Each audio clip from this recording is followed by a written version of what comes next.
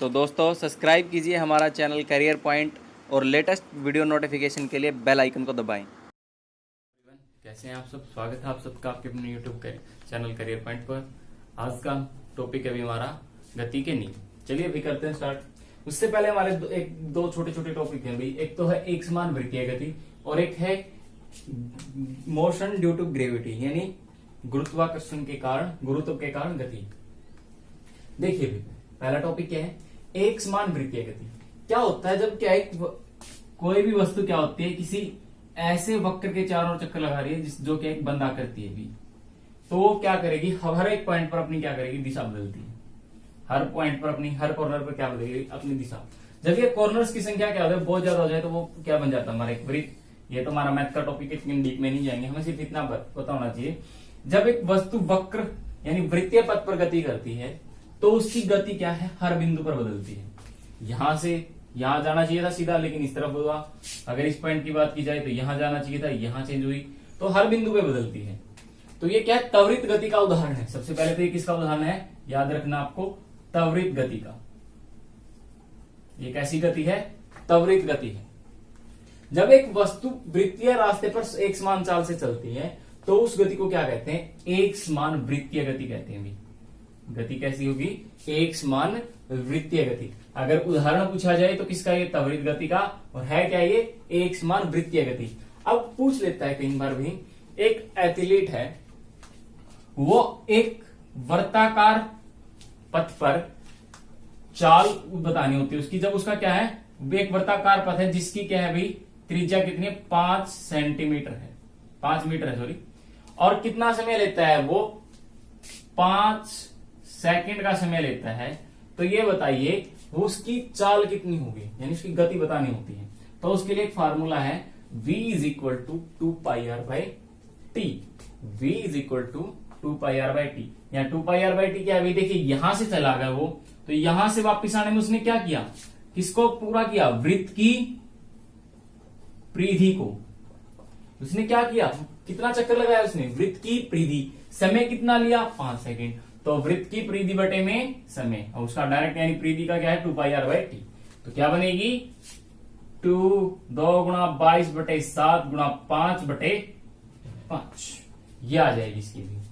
तो ये क्या होगा, गुणा में 1/5 तीसरी टर्म होकर पलट जाएगी भाई, ये बटे में आ जाएगा, 5 से 5 कट गया, कितना, 22 44 बटे 7 मीटर प्रति सेकंड इसकी क्या आ जाएगी, चाल आ जाएगी। जब एक वृत्ताकार पथ पर एक व्यक्ति क्या कर रहा हो, इस तरीके से क्या कर रहा हो, हमारी गति कर रहा है। ठीक है भाई, चक्कर लगा रहा है तो उसका हमारा ये आ जाएगा। ये क्वेश्चन पूछ लिया जाता है कई बार डायरेक्ट, तो इसको आपको ध्यान रखना कैसे निकलेगा ये, 2πr/t। नेक्स्ट देखिए अगला टॉपिक क्या है, गुरुत्वाधीन त्वरण यानी एक्सीलरेशन ड्यू टू ग्रेविटी। क्या है, जब एक वस्तु क्या हो किसी ऊंचाई से नीचे गिराई जाती है, मान लिया एक हाइट है हमारे पास, हमने यहां से क्या कर दिया, एक पत्थर गिरा दिया नीचे की तरफ, तो ये क्या करेगा, एक गति के साथ नीचे की तरफ आएगा, जिसे क्या है, एक त्वरण के साथ नीचे आएगा, जो किसके कारण होता है, जो पृथ्वी का क्या होगी, गुरुत्वाकर्षण होता है, यानी ग्रेविटी होती है जो पृथ्वी की, उसकी वजह से क्या होता है, वो नीचे की तरफ आता है। और हमेशा याद रखिए ये किस में होता है, हमारा सरल रेखा में। जब ग्रेविटी काम करती है वो हमेशा किस में होती है, स्ट्रेट लाइन, नीचे की तरफ सीधी रेखा में आएगा। ये नहीं अभी इस तरीके से आ रहा है, वहां ग्रेविटी कम, हमें किस पर पड़ती है, हमारी सीधी रेखा में।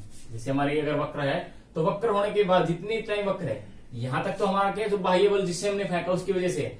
लेकिन अगर यहाँ है, यहां से अगर वो सीधा पथ है तो हमारी ग्रेविटी ने यहां से आकर काम करना स्टार्ट किया। अभी हमेशा किसकी वजह से होगा, सीधी रेखा में। और इसको दर्शाते किससे, हम जी से दर्शाते हैं भी, यानी ग्रेविटी को जी से दर्शाते हैं। और इसका मान कितना होता है, 9.8 मीटर प्रति सेकंड स्क्वायर।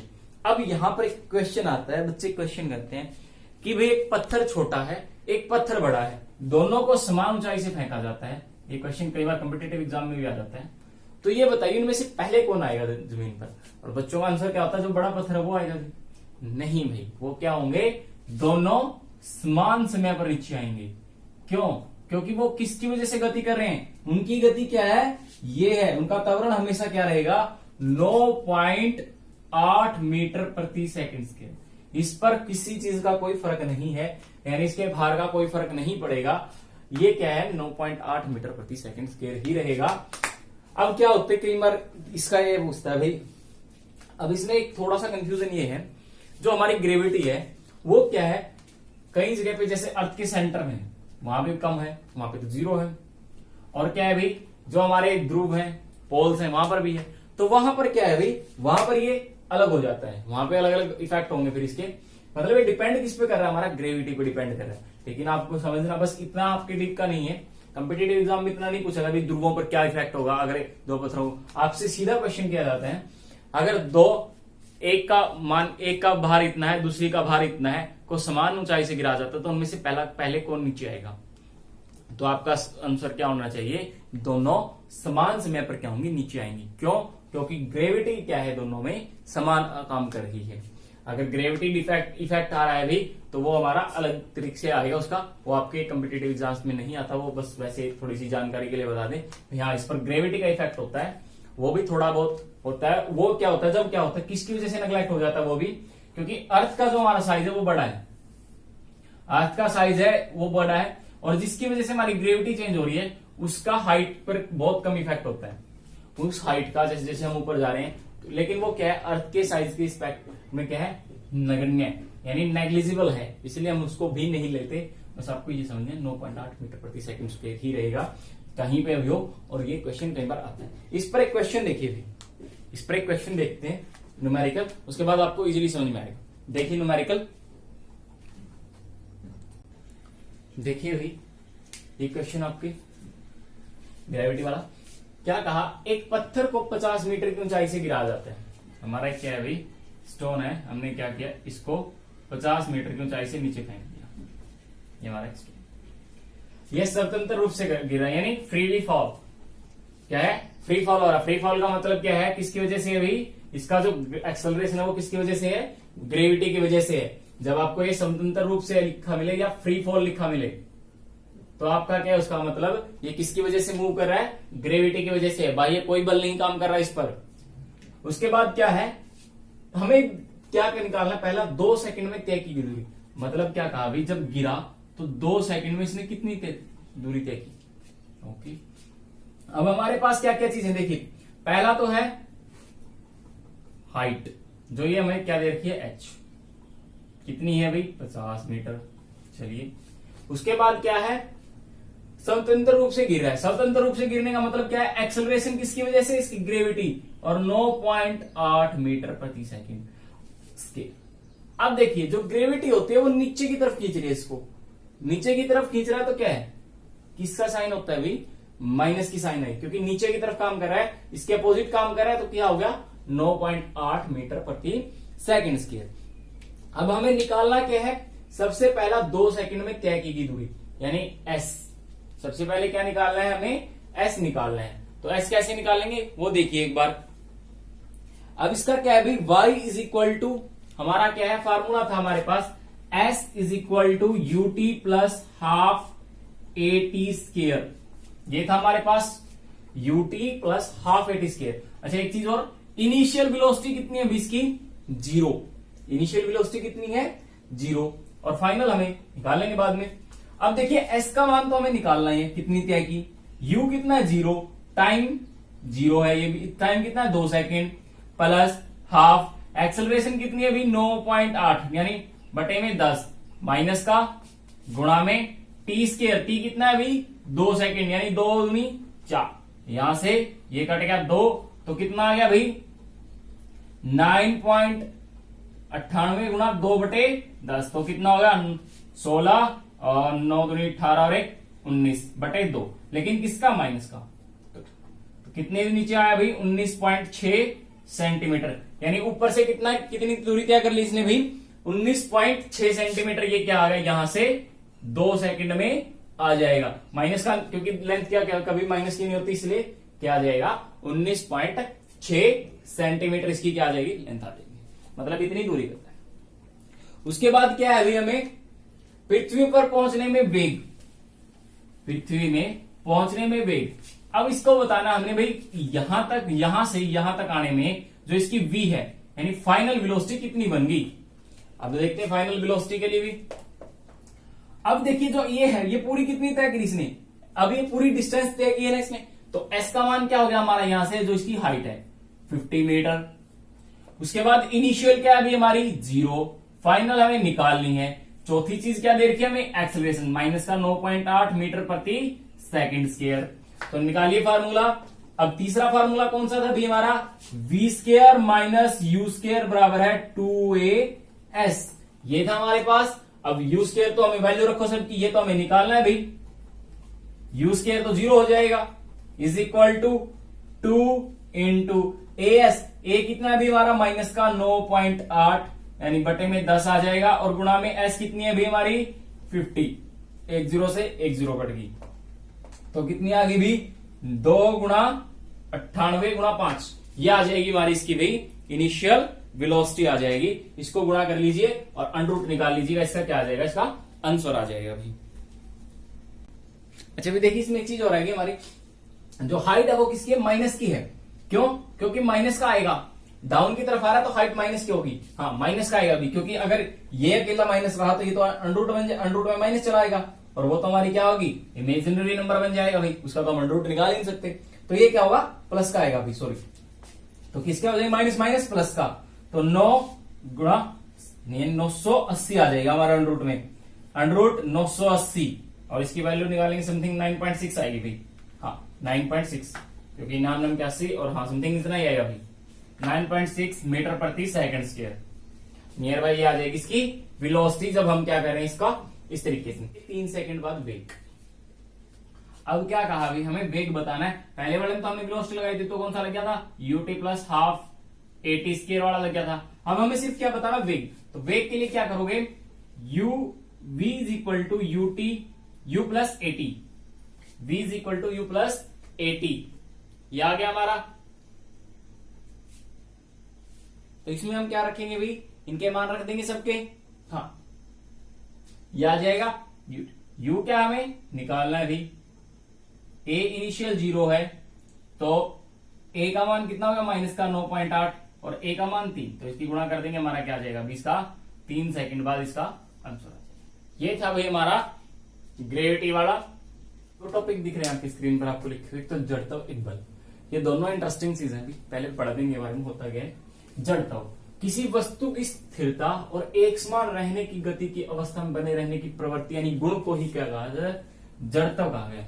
मतलब क्या है इस चीज का वो समझिए, जब एक वस्तु क्या है गति कर रही है, वो लगातार गति करती रहे तो वो भी क्या है, जड़ता है, मतलब लॉ ऑफ इनर्शिया। उसको क्या कहा, वो अपने ही जो पोजीशन है उसी में रहे ना, अगर एक जगह रखी हुई तो एक जगह से हिले ना, वो सारे क्या है जड़ता।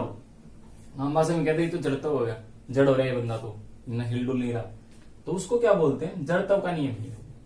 इसका क्या भी ये बड़े काम की चीज है, अगर ये ना होता तो बहुत कुछ गड़बड़ होती। जैसे हमने यहाँ बुक रखती, अगर ये जड़ता का नियम ही नहीं होता इस बुक में तो क्या पता कहाँ मिलती है, हमें ढूंढने पर नहीं मिलती है। लेकिन अगर हम यहाँ रख दें बुक को तो हमें चाहे 10 दिन बाद देख लें, 1 साल बाद देख लें, वही रखी रहेगी। तो वो क्या उस वस्तु का जड़ता का नियम है भी।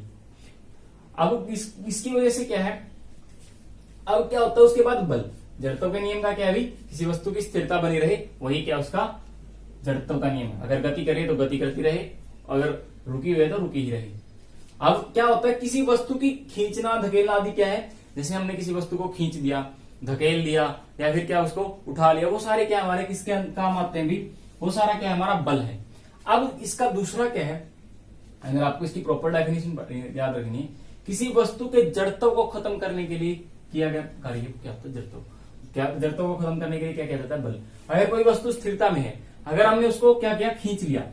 अब देखिए यहाँ पे एक वस्तु रखी है, हमने इसको खींच लिया, यहां से यहां ले आए, तो ये तो जड़त्व तो खत्म हो गया ना इसका, यहां से यहां पोजीशन आ गई।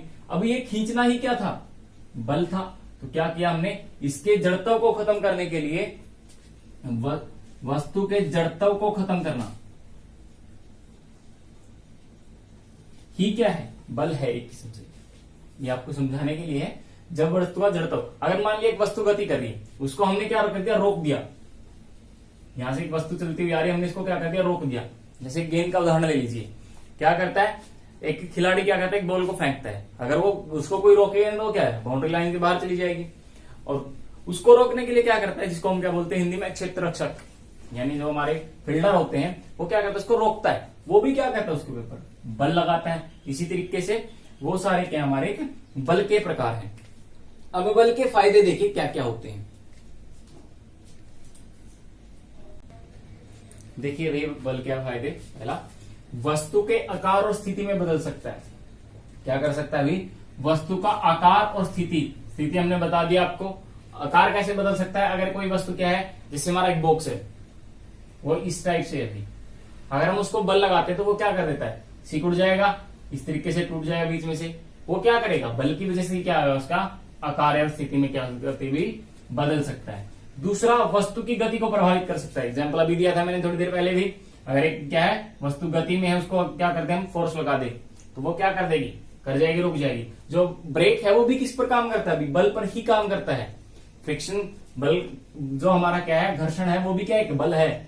न्यूटन की गति का प्रथम नियम ये क्या है, इसके अनुसार भी एक वस्तु अपने मूल अवस्था यानी सरल रेखीय गति या फिर विश्राम अवस्था में तब तक बनी रहेगी जब तक उस पर क्या हमारा बाह्य बल काम नहीं करता। क्या नहीं काम करता अभी हमारा बाह्य बल। अब ये बाह्य बल देखिए क्या होगा, जब एक्सपेरिमेंट किया गया तो उन्होंने क्या किया था, इस पर एक स्लाइड ली इस तरीके से और यहां पर क्या किया, एक बॉल को रखा और इस स्लाइड को क्या कर दिया हमने, चिकना कर दिया ताकि जो हमारा घर्षण है वो कम हो जाए। अब ये जितनी ऊंचाई से नीचे आएगी उतनी ही ऊंचाई को क्या करेगी, ऊपर टच करेगी। अगर इसका साइड में इसी स्लाइड को हम रख दें तो ये उतनी ऊंचाई पर जाएगी। लेकिन जैसे ही हम क्या करते हैं भाई, अगर ये थोड़े समय बाद क्या होती है, ये ऊंचाई घटना स्टार्ट हो जाती है। पहले इतनी थी, यहां तक आई, दोबारा वापस जाने के बाद यहां आ जाएगी, उसके बाद थोड़े समय बाद रुक जाएगी। ये क्यों हुआ, क्योंकि वहां पर क्या भी घर्षण हमारा फिर भी रहता है जब हमने उस सरफेस को क्या कर दिया, चिकना कर दिया। इसका दूसरा सिंपल सा एग्जांपल समझते हैं हम। जब एक बल्लेबाज क्या करता है, एक बॉल को हिट करता है तो वो क्या करती है, बॉल हमारी क्या करती है, घास के मैदान पर क्या करती है, दौड़ती है। तो क्या करती है, कुछ समय बाद वो क्या हो जाती है, रुक जाती है। किसकी वजह से रुकती है, उसके और जो घास के मैदान का क्या हुआ भाई, घर्षण, उसकी वजह से क्या हो जाती है, हमारी रुक जाती है। अब यहां पर घर्षण का काम क्या था, उसने किसकी तरह काम किया, यहां पर बाह्य बल की तरह काम किया घर्षण ने यहां पर, और वो कुछ समय बाद क्या हुई, रुक गई। अब गति का जो पहला नियम उसे हम क्या बोलते हैं, संवेग संरक्षण का नियम भी कहा जाता है। अब ये देखिए संवेग क्या है, संवेग क्या आया, देखिए भाई संवेग क्या होता है। संवेग क्या होता है, देखिए एक बार इसको थोड़ा सा सिंपल समझते हैं। क्या होता है, जब एक छोटी सी बॉल है वो क्या बहुत तेज गति से आ रही है तो क्या है भाई, जो हमारा फिल्टर है उसके लिए उसको रोकना बहुत मुश्किल होता है। इसी तरीके से एक भारी वस्तु है, उसका वेग कम है लेकिन हम उसको फिर भी नहीं रोक सकते। इससे क्या पता लगता है भाई, किसी वस्तु की अगर हमें गति के बारे में पढ़ना है, मतलब वस्तु की गति पर बल का प्रभाव पढ़ना है, तो उसके लिए हमें क्या करना पड़ेगा, ये नहीं है भाई उसके किस पर, या तो हम ना तो उसकी वेलोसिटी पर डिपेंड रह सकते, क्योंकि देखिए भाई मंद गति से आ रही वस्तु का भी क्या हो सकता है, हम आसानी से नहीं रोक सकते, तेज गति से आ रही को भी नहीं रोक सकते। अब दूसरा क्या है, मास। अब छोटा मास है उसको भी नहीं रोक सकते और बड़ा मास की है उसको भी नहीं रोक सकते। तो हमें कैसे पता लगे कि कौन सी वस्तु को हम आसानी से रोक सकते हैं, तो उसके लिए हमें क्या चाहिए, दोनों चीजें पढ़नी पड़ेंगी। एक गति पर बल का प्रभाव किस किस प्रकार से पड़ता है, यानी मास और वॉल्यूम। इसको हम क्या है, सॉरी वॉल्यूम नहीं, वेलोसिटी, यानी द्रव्यमान और वेग, ये दोनों पढ़ने पड़ेंगे। अब होता क्या है संवेग, संवेग देखिए किसी वस्तु का मास यानी द्रव्यमान और वेग का गुणनफल क्या होता है, रेखीय संवेग होता है। रेखीय संवेग का मतलब ये वाला भी इस तरीके से मोमेंटम, इसको इंग्लिश में क्या बोलते हैं संवेग को भी, मोमेंटम। वो कितनी मोमेंट हो रही है उसके अंदर, कितनी जल्दी क्या मोमेंट हो रही है, वो मोमेंटम होती है हमारी। ठीक है भाई, इसका ऐसा ये क्या है, एक सदिश राशि है भाई, पी से इसको दर्शाया जाता है और क्या है इसका मात्रक भाई, केजी मीटर प्रति सेकंड, यानी क्या है भाई, केजी मीटर प्रति सेकंड। कैसे बनी देखिए, मास क्या हमारा किलोग्राम में मापते हैं हम, और वेलोसिटी क्या होती है, मीटर प्रति सेकंड। इस वजह से इसका SI मात्रक क्या है भाई, SI केजी। ये कैसी यूनिट है भाई, ड्राइव्ड यूनिट है। देखिए ड्राइव्ड यूनिट है ये, क्योंकि इसको किस से बनाया, दो यूनिट के कॉम्बिनेशन से बनाया हमने, इसलिए क्या है ड्राइव्ड यूनिट है। ये हमारा मात्रक वाला चैप्टर है अभी, उसकी एक वीडियो बाकी है हमारी, कुछ टेक्निकल टर्म्स की इशू की वजह से हमने वो वीडियो हटा दी थी, उसको दोबारा डाल दिया जाएगा, आज या कल में मिल जाएगी आपको वो दोबारा। उसमें ड्राइव्ड यूनिट बताएंगे कैसे निकाले किसी यूनिट से। उसके बाद एक न्यूमेरिकल देखते हैं संवेग के, आज का लास्ट टॉपिक होगा हमारा वो न्यूमेरिकल। देखिए भी अमन का द्रव्यमान कितना है 60 kg, वह कितने वेग से चल रहा है 1 मीटर प्रति सेकंड के वेग से चल रहा है। द्रव्यमान क्या है 40 kg द्रव्यमान वाले मनोज की ओर चल रहा है जिसका वेग कितना है 1.5 मीटर प्रति सेकंड है। तो दोनों का संवेग बताइए। अब संवेग का देखिए हमारा फार्मूला क्या है, ड्रॉ ये आ गया। अब मास कितना है 60 kg, वेलोसिटी कितनी है उसकी 1.5 मीटर प्रति सेकंड, सॉरी 1. तो कितने आ गया 60 kg मीटर, ये आ गया। दूसरे का देखिए किसके लिए, अमन के लिए आ गया भाई। उसके बाद हमारा मनोज के लिए, मनोज के लिए निकालेंगे तो क्या आएगा अभी रो हमारा किसका है, मास कितना है इसका भी 40 kg। और देखिए वेलोसिटी इसकी क्या है, ये किस दिशा में आ रहा था उसकी तरफ, एक इस दिशा में आ रहा है और एक इस दिशा में। अगर हम इसकी पॉजिटिव ले रहे तो इसकी वेलोसिटी क्या होगी हमारी नेगेटिव होगी, क्योंकि दोनों चीजें हम अगर किसी एक क्वेश्चन पढ़ रहे हैं तो दोनों एक ही दिशा से मापी जाएंगी। फिर अगर इसकी इस सापेक्ष मापेंगे तो इसकी क्या होगी नेगेटिव। तो माइनस का 1.5 मीटर प्रति सेकंड, तो कितनी आ गई भी माइनस का 60 kg मीटर प्रति सेकंड। अब देखिए दोनों के मात्रक जो संवेग का परिणाम है वो क्या बराबर है, लेकिन इसमें है विपरीत दिशा में है, इसमें है भी विपरीत दिशा में। ये है भाई आज का हमारा लास्ट टॉपिक। मिलते हैं नेक्स्ट वीडियो में नए टॉपिक के साथ, जिसमें हमारे जो इसके 2 टॉपिक बचते हैं भी गति के दोनों नियम वो करेंगे। आज के लिए इतना ही, थैंक यू। वीडियो अगर आपको पसंद आई तो वीडियो को लाइक शेयर और सब्सक्राइब, चैनल को सब्सक्राइब जरूर करें। Thank you.